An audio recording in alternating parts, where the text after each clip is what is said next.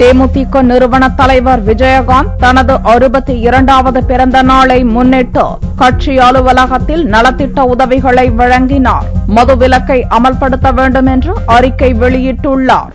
தேமுதிக நிறுவன தலைவரும் தமிழக எதிர்க்கட்சித் தலைவருமான விஜயகாந்தின் 62வது பிறந்தநாள் விழா திங்கட்கிழமையன்று கொண்டாடப்படுகிறது. இதை முன்னிட்டு சனிக்கிழமையன்று அக்கட்சியின் தலைமை அலுவலகத்தில் நலத்திட்ட உதவிகள் வழங்கும் விழா நடந்தது. உடல்நலக் குறைவால் மருத்துவ சிகிச்சையில் இருக்கும் விஜயகாந்த் இந்நிகழ்ச்சியில் நேரில் கலந்து கொண்டார். இவ்விழாவில் தமிழகம் முழுவதும் வறுமை நிலையில் உள்ள 1000 நலிவுற்ற குடும்பங்களை தேர்வு செய்து ஒவ்வொரு குடும்பத்திற்கும் தலா 10,000 ரூபாய் வீதம் நிதியுதவி வழங்கப்பட்டது.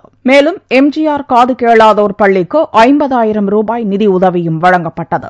இவ்விழாவில் எதுவும் பேசாத விஜயகாந்த் அறிக்கை வெளியிடுவதாக கூறிவிட்டு பத்திரிகையாளர்களை சந்திப்பதை தவிர்த்துவிட்டு கிளம்பினார். பின்னர் விஜயகாந்த் ஒரு அறிக்கை வெளியிட்டார். தமிழகம் மிகவும் மோசமான நிலைக்கு சென்று கொண்டிருப்பதாகவும் முதல்வர் ஜெயலலிதா அறிவித்த திட்டங்களில் பெரும்பாலானவை அறிவிப்புகளாகவே உள்ளன என்றும் விஜயகாந்த் தெரிவித்திருந்தார். பல லட்சம் குடும்பங்கள் மதுவினால் பாதிக்கப்பட்டுள்ளதாகவும் எனவே மதுவிலக்கை உடனடியாக அமல்படுத்த வேண்டும் எனவும் அந்த அறிக்கையில் விஜயகாந்த் கேட்டுக் கொண்டார்.